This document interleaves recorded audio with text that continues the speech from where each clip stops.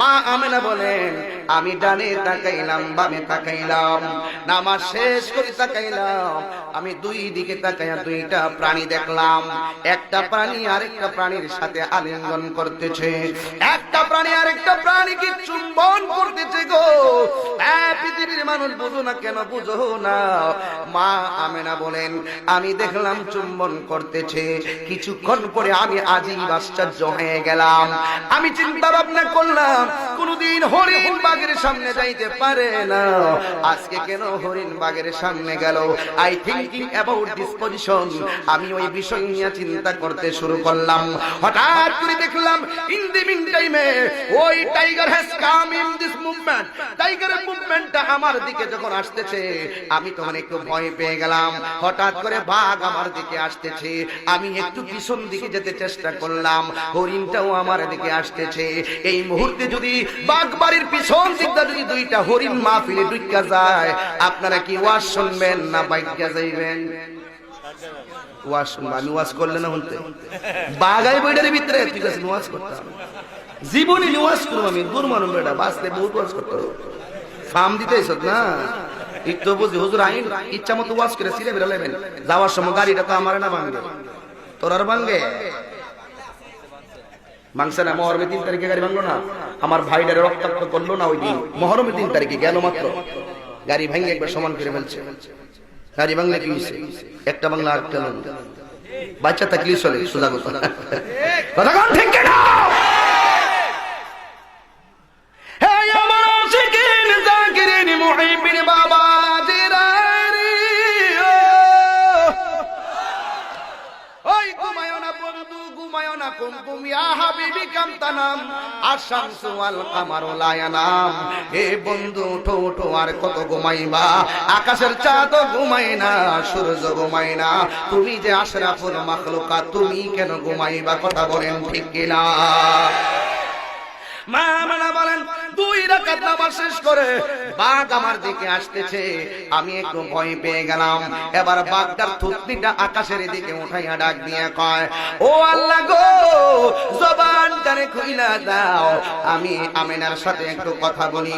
এবার মা আমেনা বলেন আমি দেখলাম বাঘের জবানটা খুলে গেছে, বাঘে ডাক দিয়া কয়, আমেনা গো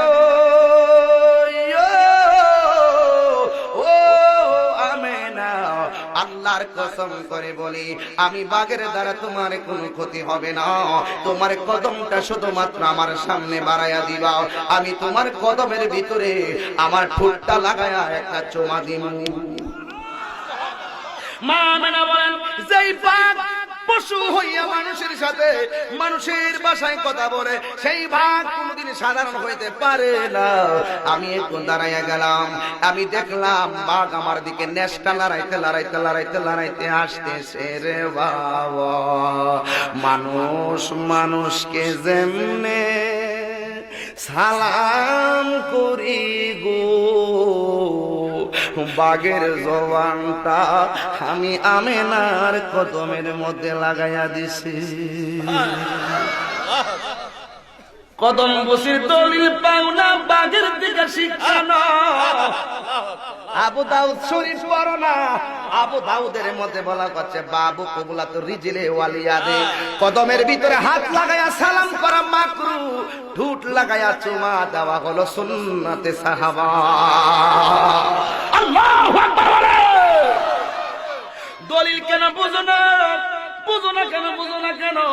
বেশি সময় দিব না, আগামীকাল দিনে একটা রাত্রে দিনে একটা রাত্রে 2টা মাহফিল আছে, এই জন্য আমি অল্প সময়ের মধ্যে বলে দিয়ে যাই। বন্ধুরে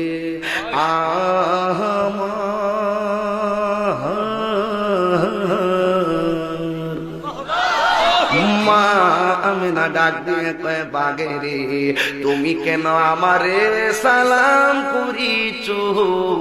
বাঘে ডাক দিয়ে কয়, আমেনা তোমার সৌন্দর্য দেখে আমি তোমার কাছে আসি নাই গো, তোমার মাঝে এমন একটা নূর রাতের বেলা আগমন করেছে, ইনি শুধুমাত্র তোমাদের রহমত না, শুধুমাত্র তোমাদের না। আখরাজ আবু সাইকে আন ইবনে আব্বাস ফি আয়াতে ক্বালা ফাদলুল্লাহি ইলমুন ওয়া রাহমাতুন মুহাম্মাদুন ক্বালাল্লাহু তাআলা ওয়া মা আরসালনাকা ইল্লা রাহমাতাল লিল আলামিন। তিনি শুধুমাত্র মানুষের জন্য রহমত নয়, যেই নূর তোমাদের মাঝে আগমন করে, তোমার মাঝে আগমন করেছে, তিনি সকল জাহানের জন্য রহমত। আল্লাহু আকবার বলে। এই জন্য আমেনা তোমার সৌন্দর্য দেখে আসি নাই গো, তোমার রূপ দেখে আসি নাই, তোমার মাঝে নূর এসেছে। এই জন্য আমি তোমার কদমের মধ্যে, তোমার কদমে মুখ লাগাইছি। এবার আমেনা বলেন বাগেরে, কোনদিন তো হরিণের সামনে থাকো না, আজকে তোমরা কিভাবে একত্র হইয়া গেলা? ডাক দিয়ে কই আমেনা, ওই নূরের উসিলায় আমরা শত্রুতা ভুলে বন্ধু হইয়া গেছি। আজকে পশু নবীরে পাইয়া বন্ধু হইয়া গেছিল সেই দিন, আজকে বাংলার জমিনে আমার নবীরে পাইয়া একটা ময়দানে মুসলমান ঈদে মিলাদুন নবী পালন করতে পারি না। কেউ জুলুসের দিন ঘুমায়া থাকে, কেউ জুলুসের দিন গাম জড়ায়া কষ্ট করে। এই জন্য আমরা হিংসা বিদ্বেষ বলতে পারলাম না। কথা বলেন না ঠিক কিনা? এই জন্যই তো কোরআনে বলেছেন, মানুষের মধ্যে মানুষ যারা হলো সর্বশ্রেষ্ঠ, আবার মানুষের মধ্যে মানুষই হবে সর্বনিকৃষ্ট, পশুর চাইতে আরো নিকৃষ্ট। ওই সমস্ত ব্যক্তি পশুর চাইতে নিকৃষ্ট যারা নবীর সম্মান নিয়ে কটাক্ষ করে কথা বলে। কথা বলেন ঠিক কিনা? এই জন্য যুবক ভাইরা গভীর মনোযোগ, ও আমার যুবক ভাইরা, হিন্দি মিন টাইমে মা আমেনা বাড়িতে গেলেন। হঠাৎ করে বাড়িতে যাওয়ার পরে ওই মুহূর্তে অনেকে বলবে, হুজুর মিলাদুন নবীকে আপনি বানাইছেন নি। আমি বলবো না না, 1400 বছর পরে আমি মিলাদুন নবী বানাই নাই। মিলাদের ব্যাপারে উদযাপন করা, নবীর মহব্বতে উদযাপন করা শিখাইছে আমার আল্লাহ। কথা বলেন ঠিক কিনা? কুরআনের মধ্যে আমার আল্লাহ কয়, ওয়াইযা খাযাল্লাহু মিসাকান নাবিয়্যিনা লামা আতাইতুকুম মিন কিতাবিন ওয়া হিকমাতিন সুম্মা জাআকুম রাসূলুন মুসাদ্দিকান লিমা মাআকুম। চিৎকার বের করনা আল্লাহু আকবার। সেইদিকে গেলাম না, ঘটনা বড় লম্বা। মা আমেনা বলেন, আমি এই বাগের কীর্তি দেখে বাড়ির মধ্যে আসলাম। ওরে জগৎবাসী, আইসা আমি দিনে দিন যায়, রাত যায়, শুধু চিন্তা কখন নবী আসবে। তোমরা অপেক্ষা করো, আমার নূর নবী আসিতেছে। মা আমেনা বলেন, আমি ঘরের ভিতরে গেলাম। ঘরের ভিতরে যাইয়া আমি দেখলাম অনেকগুলা সংবাদ আমি পাইলাম। আদম থেকে ঈসা পর্যন্ত অনেক নবীর সংবাদ মাসে মাসে আমি দিনে দিনে ঘন্টায় ঘন্টায় পাইছি। সবচাইতে আমার আশ্চর্য করছে, একটা মহিলা দেখলাম আমার ঘরে। ওই মহিলার সাথে আমার নবীর বিয়ে হবে হাসরের ময়দানে।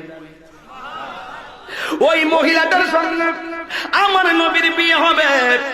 এখন প্রশ্ন করবেন, ও তাহিরি হুজুর গো, নবীর দুনিয়াতে অনেকগুলা বিয়ে করেছেন, আবার হাসরের ময়দানে কার সাথে বিয়ে হবে? এই মহিলাটা কেউ না, এই মহিলাটা হলো হযরতে আসিয়া। জোরে কন্যা মারহাবা। এখন বলবেন তাহিরি হুজুর, আসিয়া তো বিয়ে করছে ফেরাউনের কাছে, একটা কাফেরের সাথে আমার নবীর বিয়ে হবে কেমনে? এই কথাটা আপনাদের ভালো করে জানার দরকার। আরে যদিও ফেরাউন আসিয়ার বিয়ে করছে গো, কিন্তু খবরদার, আমার আল্লাহ ফেরাউনের যৌবন শক্তি একেবারে ডিলিট কইরা দিয়েছে। একটা সেকেন্ডের জন্য ফেরাউনে আসিয়ার বুক করতে পারে না। এই চিৎকার মেরে কন্যা মারহাবা। আমার নবী বলেন, আমি ওই আসিয়ার দেখলাম, আমার ঘরের ভিতরে আসলো, আমার ঘরের ভিতরে আসলো। আর একটা মহিলা দেখলাম, ওই মহিলার সাথেও আমার নবীর বিয়ে হবে। এই মহিলাটা কোনটা জানেননি গো? যেই মহিলাটা চারদিকে চার কাপড় টাঙাইয়া একদিন গোসল করতেছে, মাথার মধ্যে পানি ডালতেছে, পানি ডালার পরে হঠাৎ করে কাপড়টা পাল্টাইতে গেছে। হঠাৎ করে কাপড়টা যখন একটু বাসটা উল্টাইছে, হঠাৎ করে দেখতেছে গো, সুন্দর একটা যুবক দাঁড়াইয়া রয়েছে। তার মাথার চুলগুলো ভাঙ্গা ভাঙ্গা, কুকুরানো কুকুরানো, অনেক সুন্দর চুল। এবার মহিলাটা ডাক দিয়া কই, কে গো তুমি কি জানো না একজন মহিলা গোসল করতেছে, তার পর্দার ব্যাপার আছে, তুমি কেন আমার গোসল খানায় ঢুকলা? একটা ছেলে মানুষ, পুরুষ মানুষ কেমনে গোসল খানায় ঢুকলা? ওই ছেলেটা ডাক দিয়া কয়, শোনো গো, আমার চিনো না, আমি এদেশের পুরুষও না মেয়েও না, আমার নাম হইল হযরতে জিবরাইল। আল্লাহু আকবার বলেন। আমার নাম হলো জিবরাইল। জিজ্ঞাসা করা হয়, ও জিবরাইল, তুমি কেন আমার ঘরের মধ্যে আসলা? জিবরাইল আলাইহিস সালাম বলেন, আমি আসি নাই গো, আমারে আমার আল্লাহ পাঠাইছে। যেই মাত্র এই কথা বলছে রে বাবা, এবার ওই মহিলাটার গোসলখানার ভিতরে মুখটা হা করছে। যেই মাত্র হা করছে গো, ওই মুহূর্তে ওই জিবরাইল ওই মহিলাটার মুখের ভিতরে একটা ফু মাইরা দিছে। ফু মাইরা দিয়া কয়, এবার আমি যাইতেছি, তবে তোমার একটা শুভ সংবাদ দিয়া যায়, কারণ তুমি একটা ছেলের মা হবে। এবার মেয়েটা ডাক দিয়া কয়, জিবরাইল, ও জিবরাইল, আমার তো বিয়াই হই নাই, ছেলে হইব কেমনে? আল্লাহ কইছে এমনই। সুবহানাল্লাহ। এই আওয়াজে আল্লাহু আকবার বলছেন, আরো জোরে বলনা আল্লাহু আকবার। এখন যারা বলে নবী আমরার মতো মানুষ, নাউজুবিল্লাহ কোন হে করে বুঝাইতে চায়। এখন বলবেন হুজুর, যে জিবরাইল মহিলাটার মুখের মধ্যে যখন ফু দিছে, এই মেয়েটার নাম কি? এই মেয়েটার কোনো মেয়ে নয়, এর নাম হলো হযরতে মরিয়ম। মরিয়মের ঘরে আল্লাহ একজন ছেলে দিছে, যিনি হলো পয়গম্বর হযরতে ঈসা আলাইহিস সালাম। জোরে কন্না মারহাবা। এখন আম গাছ কি ধরে? কথা কথা। আম গাছ কি ধরে? জাম গাছ কি ধরে? গরুর গরু কি হয়? বাছুর। গরুর কসনা বাদ মিলাই দিলে বুঝি তো বাছুর যাবে। গরুর গরু কি বাছুর বেহুদা, কসনা গরু। ছাগলের ঘরে কি হয়? আম গাছ কি ধরে? মানুষের ঘরে কি হয়? তো নবী তো মানুষের ঘরে হইছে। নবীর মাও তো মানুষ, বাপও তো মানুষ, মানুষের ঘর তো মানুষ হয়। এটা কেমনে কাটবেন? সাফাবাজি করে কাটতেন, এটা সাফা দিয়ে করতেন, দলিল দিয়ে করতেন, ঠিক না? এই কবি বলে ঠিক আছে না, তো ইডিট তো কর, যে সালা খেরি বলা ইডিট তো কস বাবা না, দেখ কি কই তো বুঝা যা বাবা। ওখানে ফকরে ফকরে বড় যাইছে, দুনো ফকরের ওয়াজ হইন না, বস তো বলতাম পারি না, ওয়াজ হইন না ওই আর মিল্লা দিল্লাহ চলে কথা কথা ওই বনে